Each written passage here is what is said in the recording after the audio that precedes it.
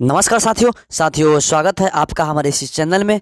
दोस्तों, आज के इस वीडियो में हम क्लास 12th का ज्योग्राफी से रिलेटेड मॉडल पेपर सेट 1 देखेंगे। दोस्तों, यह काफ़ी महत्वपूर्ण प्रश्न है जो कि बिहार विद्यालय परीक्षा समिति के बिल्कुल नए पैटर्न पर आधारित है। तो वीडियो ध्यान से लास्ट तक देखें एवं चैनल पर नए हो तो चैनल को सब्सक्राइब कर पास वाले घंटी को भी ऑन कर दे, जिससे कि आपको आने वाला वीडियो का नोटिफिकेशन मिल सके।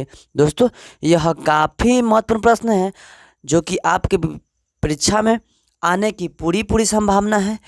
तो चलिए वीडियो स्टार्ट करते हैं, जिसमें आपका पहला प्रश्न है, मोहाली सॉफ्टवेयर तकनीकी पार्क कहाँ स्थित है? तो मोहाली सॉफ्टवेयर तकनीकी पार्क हिमाचल प्रदेश राज्य में स्थित है। दोस्तों, अगला प्रश्न प्रश्न संख्या 2 है, निम्नलिखित में से कौन सा पतन पूर्वी तट पर स्थित है? तो निम्नलिखित में चेन्नई पतन पूर्वी तट पर स्थित है। दोस्तों, अगला प्रश्न प्रश्न संख्या 3 है, हीराकुंड बांध किस नदी पर है? तो हीराकुंड बांध महानदी पर स्थित है।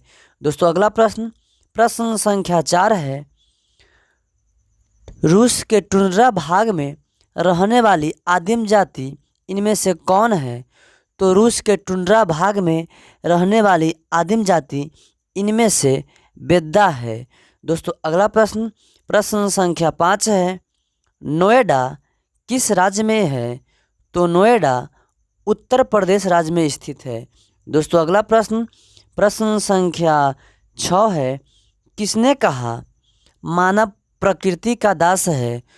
तो मानव प्रकृति का दास है एलन सैम्पुल ने कहा था। दोस्तों, अगला प्रश्न प्रश्न संख्या 7 है, रूर कोयला क्षेत्र किस देश में स्थित है?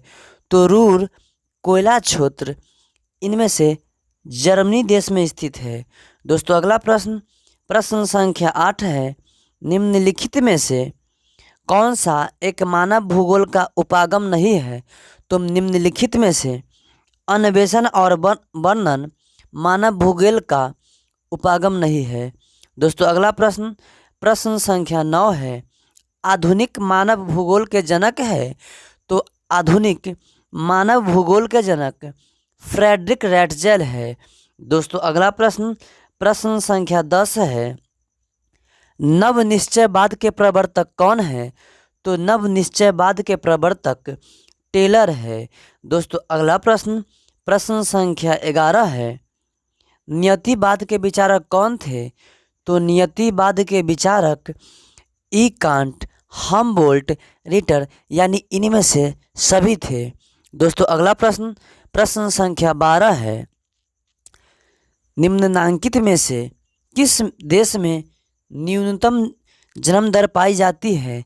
तो निम्नलिखित में से संयुक्त राज्य अमेरिका देश में न्यूनतम जन्म दर पाई जाती है। दोस्तों, अगला प्रश्न प्रश्न संख्या 13 है, निम्नलिखित में से कौन सा देश उच्च मानव विकास स्तर में सम्मिलित नहीं है? तो निम्नलिखित में से भारत उच्च मानव विकास स्तर में सम्मिलित नहीं है। दोस्तों, अगला प्रश्न प्रश्न संख्या 14 है, निम्नलिखित में से कौन सा देश उच्च मानव विकास वाला है? तो निम्नलिखित में से नॉर्वे देश उच्च मानव विकास वाला है। दोस्तों, अगला प्रश्न प्रश्न संख्या 15 है, मानव विकास की अवधारणा निम्नलिखित में से किस व्यक्ति के देन है? तो मानव विकास की अवधारणा निम्नलिखित में से मकबूल उल हक का देन है। दोस्तों, अगला प्रश्न प्रश्न संख्या 16 है, मानव का जापान का डेट्राइट किसे कहा जाता है? तो जनाब, जापान का डेट्राइट नागोया शहर को कहा जाता है। दोस्तों, अगला प्रश्न प्रश्न संख्या 17 है, मैनचेस्टर किस उद्योग के लिए प्रसिद्ध है? तो मैनचेस्टर सूती वस्त्र उद्योग के लिए प्रसिद्ध है। दोस्तों, अगला प्रश्न प्रश्न संख्या 18 है, निम्नलिखित में से कौन सा एक पंचम क्रियाकलाप है? तो निम्नलिखित में से ब्रह्मस्वतन एक पंचम क्रियाकलाप है। दोस्तों, अगला प्रश्न प्रश्न संख्या 19 है, किस महादेश में सबसे अधिक संख्या में अंतर्राष्ट्रीय पर्यटक आते हैं? तो यूरोप महादेश में सबसे अधिक जनसंख्या में अंतर्राष्ट्रीय पर्यटक आते हैं। दोस्तों अगला प्रश्न संख्या 20 है, तृतीयक क्रियाकलाप के उदाहरण है। तो तृतीयक क्रियाकलाप के निम्नलिखित में उपयुक्त सभी उदाहरण हैं। दोस्तों अगला प्रश्न संख्या 21 है, पनामा नहर जोड़ती है। तो पनामा नहर प्रशांत महासागर एवं अटलांटिक महासागर को जोड़ती है। दोस्तों अगला प्रश्न संख्या 22 है, निम्नांकित में से कौन सा बंदरगाह प्रशांत तट पर स्थित नहीं है? तो निम्नांकित में से मियामी बंदरगाह प्रशांत तट पर स्थित नहीं है। दोस्तों अगला प्रश्न संख्या 23 है, निम्न में से किस प्रदेश में प्रलेखित प्राचीनतम नगरीय बस्ती रही है? तो निम्न में से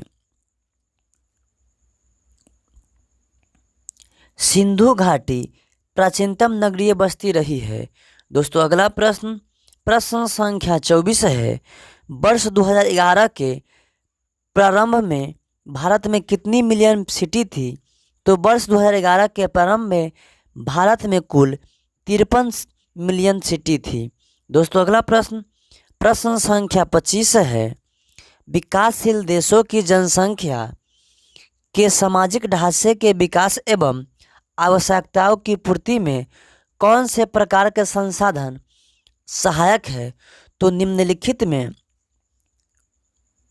प्राकृतिक संसाधन सामाजिक ढांचे के विकास एवं आवश्यकताओं की पूर्ति में संसाधन सहायक है।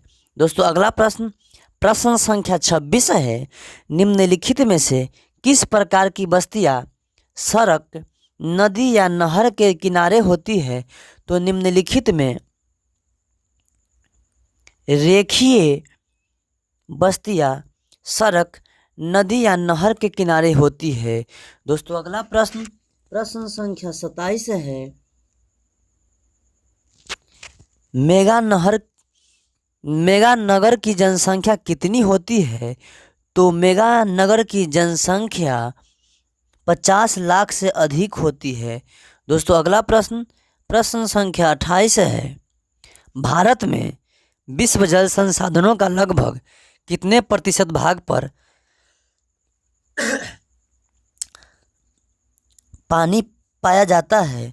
तो भारत में 10% भाग पर पाया जाता है।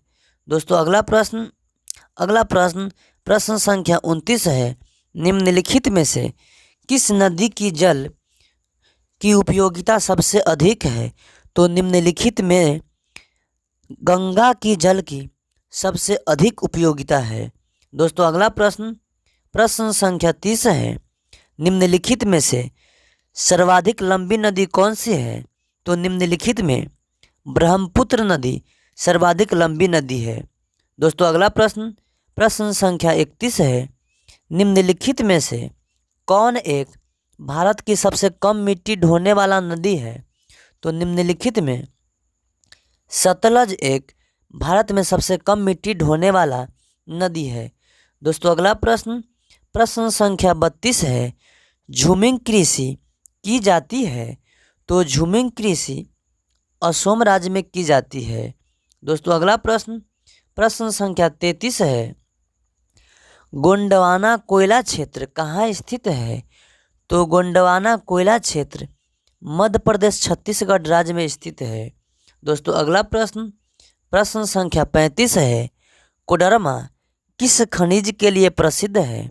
तो कोडरमा अभ्रक खनिज के लिए प्रसिद्ध है। दोस्तों अगला प्रश्न संख्या 35 है, खेतरी में क्या है?